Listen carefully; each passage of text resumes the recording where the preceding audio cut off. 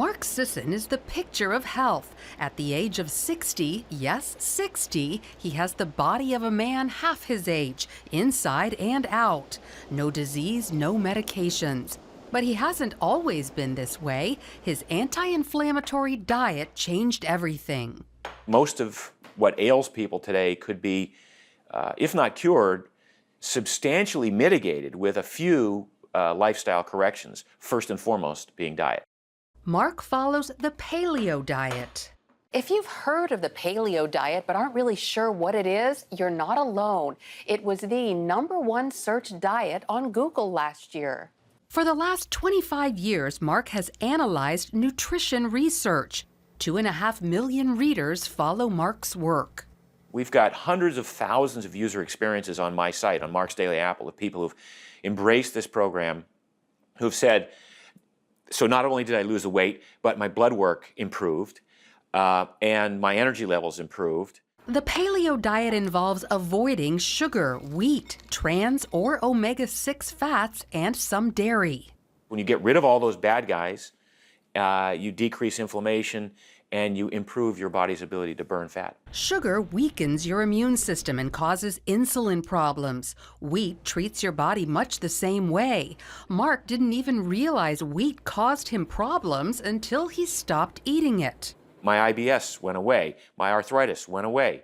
The lingering sinus issues that I had went away. The heartburn that I used to have infrequently, but enough to be to have me carrying Pepsid AC in my wallet, that went away. Highly inflammatory trans fats and omega-6 fats are found in many packaged foods and oils that line the grocery store shelves. And we eliminate these industrial oils, what we call the vegetable oils that we thought 2 decades ago were so healthy for us. Turns out they're very unhealthy for us. Many dairy products cause inflammation, allergies, and stomach problems.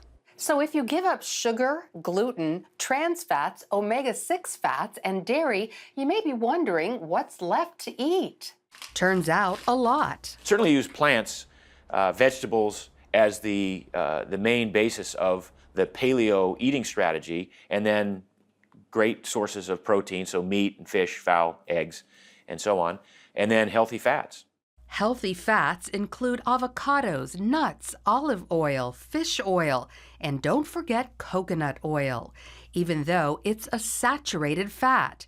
In fact, some health experts don't believe saturated fats like beef, pork, and eggs should still be viewed as bad guys when it comes to our diet. Some doctors still have a real issue with saturated fat because they're relying on 20-year-old studies that were faulty to begin with, and they haven't done the research, and they haven't stayed current with dietary research. But there are thousands of doctors now who have completely shifted and are embracing this concept. That includes Duke University's Dr. Eric Westman, who used to think saturated fat caused heart disease. Then he changed his mind. Saturated fat, the fat that we've been taught not to eat, raises your good cholesterol best of all the food you can eat. Of course, any diet is best combined with exercise. Looking at Mark, you might think he lives at the gym, but the truth is he barely breaks a sweat. He recommends slow movement like walking and a lot of it, outside or even at a treadmill desk. Twice a week, he recommends muscle building. Using his own weight as resistance, Mark does push-ups, squats, lunges, and sit-ups. The tension of the muscle on the bone, it creates bone density, for instance. And we want to have strong bones as we get older. Then once a week, a set of sprints, giving all you've got for 30-second surges of aerobic activity, like running, biking, or swimming.